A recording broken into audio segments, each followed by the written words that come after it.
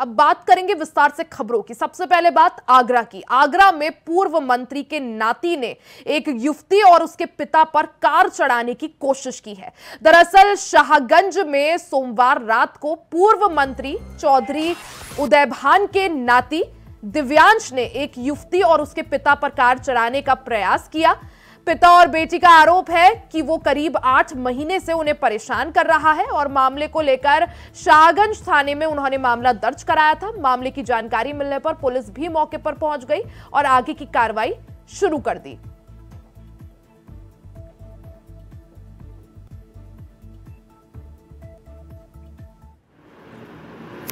तो आगरा से पूरा मामला सामने आया है, जहां पूर्व मंत्री चौधरी उदयभान के नाती पर आरोप लगाया गया है कि उसने एक युवती और उसके पिता पर कार चढ़ाने की कोशिश की। वीडियो आपको दिखा रहे हैं जो कि सीसीटीवी कैमरे में कैद हुआ है। वहीं युवती और उसके पिता का कहना है कि पिछले 8 महीने से पूर्व मंत्री का नाती उन्हें परेशान कर रहा है। 15 अप्रैल 2024 को थाना शाहगंज में सूचना प्राप्त हुई कि विवेक महाजन नामी एक आदमी अपनी बेटी अमीशा के साथ जा रहे थे। तभी सामने से देवांश चौधरी नाम के एक आदमी ने उनको टक्कर मार दी। थाना पुलिस द्वारा जांच की जा रही है। तहरीर के आधार पर मुकदमा पंजीकृत कर अग्रिम विधिक कार्रवाई की जाएगी। वहीं अब बात मैनपुरी की। मैनपुरी के चुनावी रण में मुलायम सिंह यादव की बहू और अखिलेश यादव की पत्नी और मैनपुरी की मौजूदा सांसद डिंपल यादव ने नामांकन दाखिल किया है।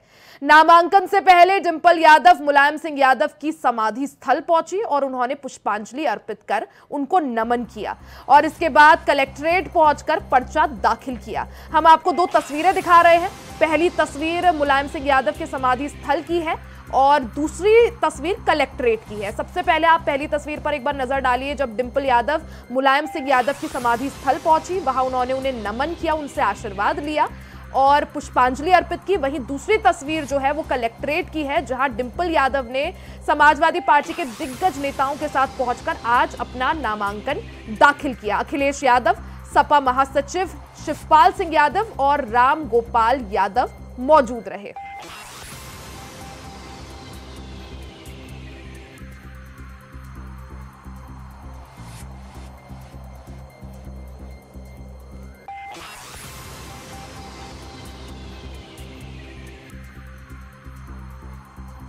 खबर पर ज्यादा जानकारी के लिए हमारे साथ मुकेश कुमार मैनपुरी से लाइव जुड़ गए हैं। मुकेश, अगर बात की जाए आज हाई प्रोफाइल नामांकनों की, तो उसमें डिंपल यादव का नामांकन भी शामिल है। आज सपा प्रत्याशी डिंपल यादव ने और मैनपुरी से मौजूदा सांसद भी हैं, उन्होंने आज अपना नामांकन किया। सबसे पहले मुलायम सिंह यादव के समाधि स्थल पहुंची, वहां उनको नमन किया, उनसे आशीर्वाद लिया और उसके बाद नामांकन। किस तरह से देखें इस शक्ति प्रदर्शन को? मुलायम सिंह की धरती है, जिसकी जन्मभूमि कर्मभूमि मैनपुरी कही जाती है। धरती पुत्र मुलायम सिंह लोग उनको बोलते हैं, जिसके चलते उनके न रहने पर उनकी समाधि स्थल पर पहुंचकर उनको पुष्प अर्पित किए। और उसके बाद समाजवादी पार्टी की जो प्रत्याशी डिंपल यादव है, मौजूदा सांसद हैं, अपने पूरे परिवार के साथ समाधि स्थल पहुंची, जहाँ पुष्प अर्पित करने के बाद कलेक्टेड नामांकन करने के लिए पहुंचे, जिनके साथ शिवपाल सिंह यादव, समाजवादी पार्टी के राष्ट्रीय अध्यक्ष अखिलेश यादव और प्रोफेसर राम गोपाल यादव, यानी पूरा सैफई परिवार इसमें देखने को मिला है जो एक साथ मिलकर पहुंचे हैं। और तो वहीं शक्ति प्रदर्शन कहें या समाजवादी पार्टी का बिल्कुल जुड़ना चाहिए, क्योंकि शक्ति प्रदर्शन साफ तौर से देखा जा सकता है। दरअसल सांसद भी पूरी सांसद प्रताप सहित यानी पूरा समाजवादी कुर्बा एक साथ नजर आया है।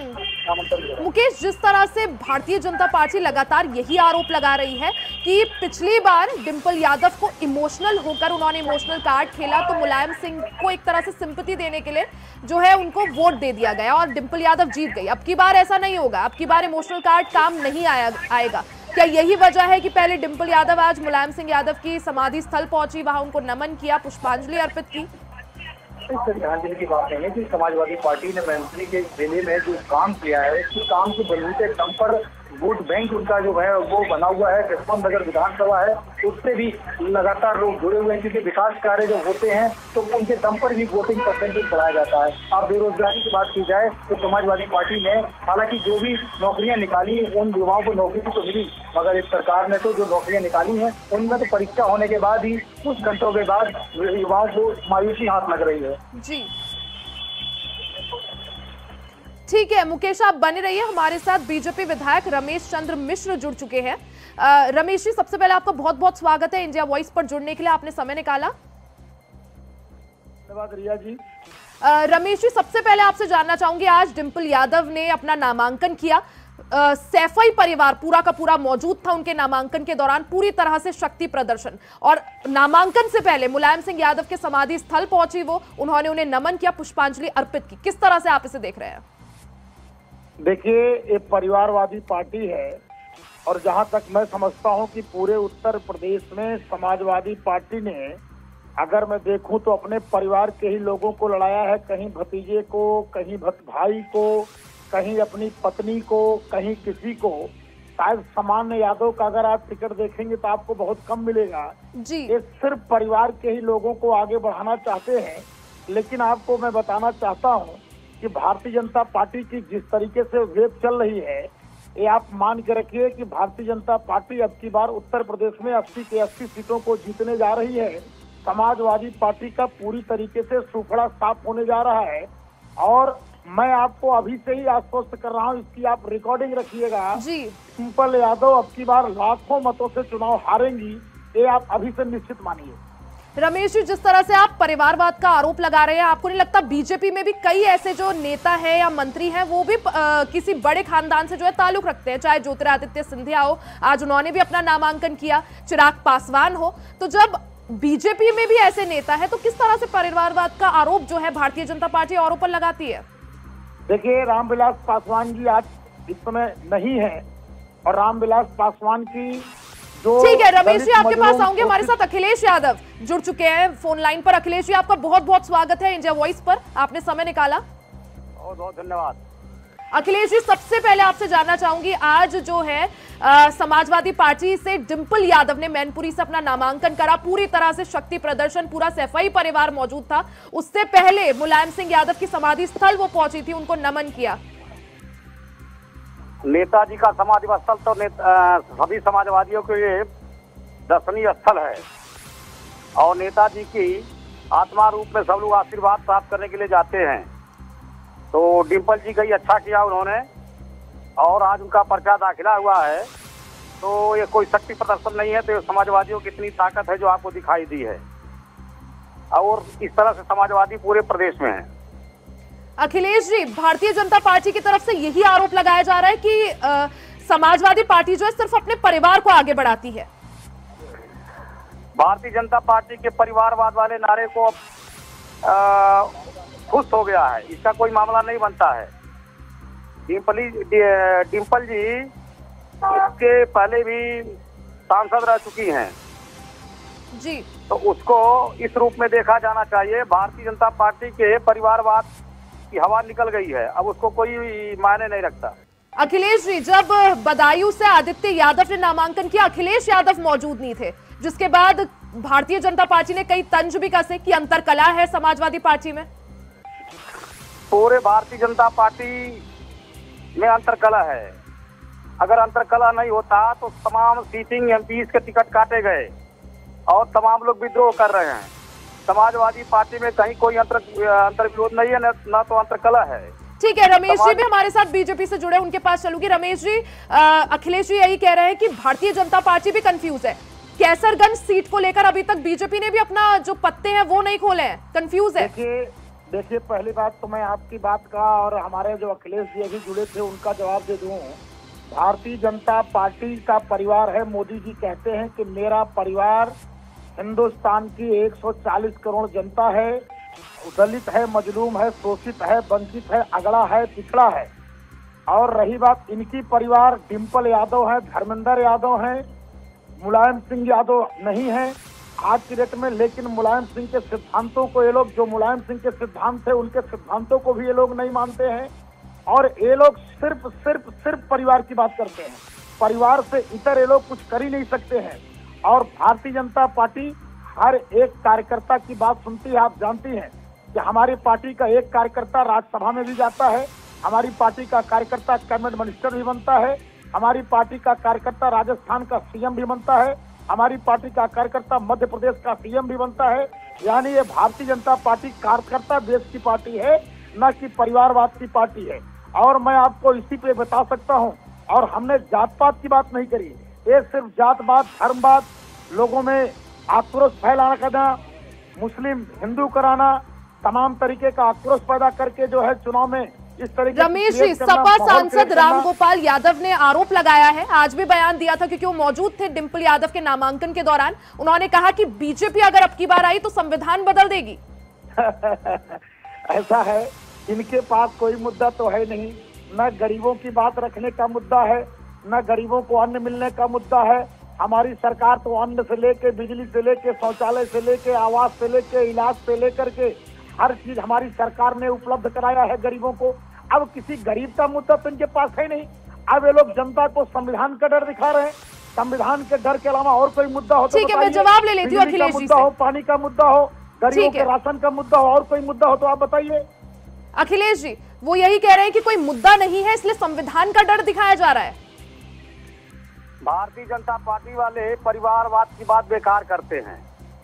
इनको याद नहीं आता कि ओम प्रकाश राजभर और उनके बेटे अरविंद राजभर, उनको याद नहीं आता संजय निषाद, प्रवीण निषाद, उनको याद नहीं आता अनुप्रिया पटेल उनके पतिदेव, उनको याद नहीं आता राजनाथ सिंह उनके बेटे जी। तो इनके परिवारवाद की बातें बेकार है, धोती है। आज की तारीख में परिवारवाद इस चुनाव में कोई मुद्दा नहीं है। इस चुनाव का मुख्य मुद्दा है देश के अंदर बढ़ती हुई महंगाई जी, देश के अंदर बढ़ती हुई बेरोजगारी, और इस बेरोजगारी और महंगाई के मुद्दे पर भारतीय जनता पार्टी बात नहीं करना चाहती। बिल्कुल अखिलेश जी, आज डिंपल यादव ने अपना नामांकन दाखिल करा। बीते दिन जयवीर सिंह ने भारतीय जनता पार्टी से नामांकन किया। अब देखना यह होगा कि मैनपुरी की जनता किसको आशीर्वाद देती है। बहुत बहुत शुक्रिया अखिलेश यादव जी आपका हमारे साथ जुड़ने के लिए। रमेश चंद्र मिश्र जी, आपका भी बहुत बहुत शुक्रिया हमारे साथ जुड़ने के लिए, कार्यक्रम का हिस्सा बनने के लिए। खबरों में आगे बढ़ते हैं। खबर रांची से है, जहां जमीन घोटाला मामले में ईडी की कार्रवाई लगातार जारी है। ईडी ने राजधानी रांची समेत कई जिलों में रेड की। ईडी की टीम ने झारखंड मुक्ति मोर्चा के नेता अंतु तुर्की समेत अन्य नेताओं के यहां भी छापेमारी की है। रांची में 9 जगहों पर ईडी की रेड जारी है। वहीं पूर्व मुख्यमंत्री हेमंत सोरेन मामले में गिरफ्तार डीलर सद्दाम से पूछताछ के बाद नए सिरे से छापेमारी की जा रही है।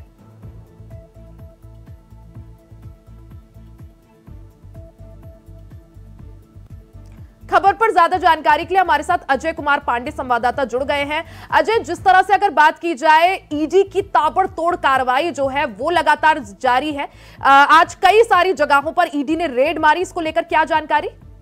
देखिए, आज जो ईडी की जो रेड है वो सिर्फ जमीन से जुड़ी संबंधित है।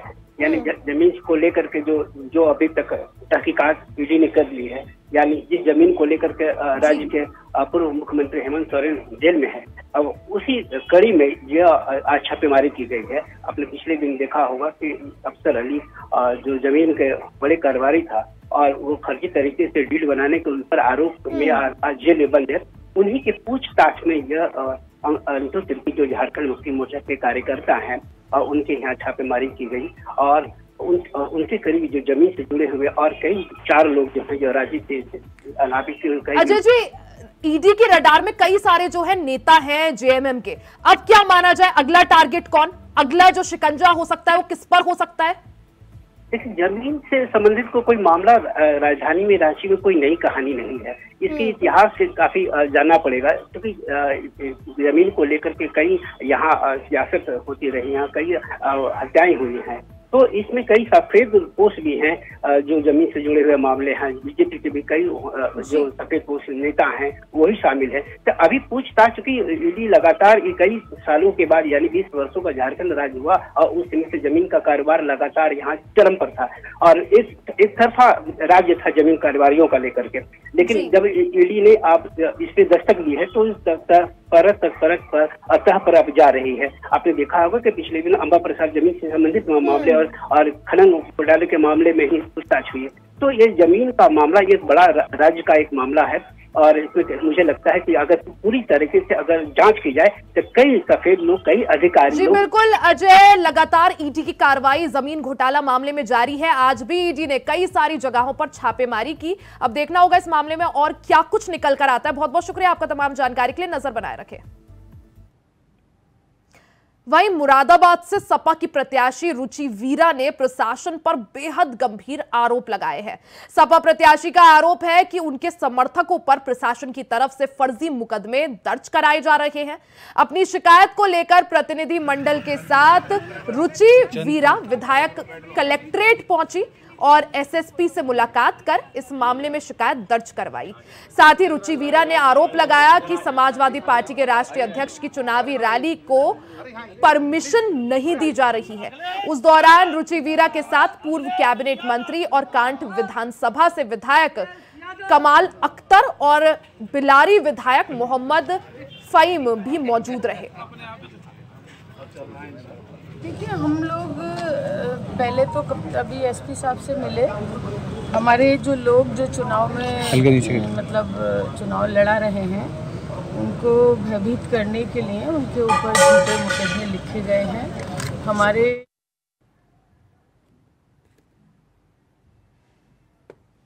हमारे साथ रुचि वीरा मुरादाबाद से समाजवादी पार्टी की प्रत्याशी फोन लाइन पर जुड़ गई है। सबसे पहले रुचि जी, आपका बहुत बहुत स्वागत है इंडिया वॉइस पर कि आपने समय निकाला और कार्यक्रम का हिस्सा बनी। धन्यवाद साहब। रुचि जी, आपने आरोप लगाया कि प्रशासन जो है फर्जी मुकदमे आपके जो समर्थक हैं या कार्यकर्ता हैं उनके खिलाफ दर्ज कर रहा है, ऐसा क्यों कह रही हैं आप? देखिए, हो रहे हैं ना बराबर। जिस दिन से मैं आई 4-5 मुकदमे तो मेरे ऊपर, मेरे साथियों के ऊपर झूठे मुकदमे, 307 का मुकदमा, आचार संहिता के उल्लंघन का मुकदमा, पता नहीं क्या क्या मुकदमे लगा रहे हैं। रोज मुकदमे लिखे जा रहे हैं और हमें तो उम्मीद ये है कि न मालूम अभी वोट डालने तक कितने मुकदमे लिखवाएंगे। यानी ये सारे मुकदमे जो दर्ज किए गए हैं ये आचार संहिता के उल्लंघन से जुड़े हुए हैं? अलग अलग है। 307 का भी मुकदमा मेरे किसी साथी पे लिखवा है, अलग अलग धाराओं में है। लेकिन आप देख रहे हैं कि ये भयभीत है भारतीय जनता पार्टी के लोग और पूरी तरह से हम चुनाव जीत रहे हैं, भारी तादाद में चुनाव जीत रहे हैं, इसीलिए घबराए। जी रुचि जी, आप प्रशासन के पास भी गए आज शिकायत लेकर, पुलिस का क्या कहना है? ठीक है, बहुत बहुत शुक्रिया आपका।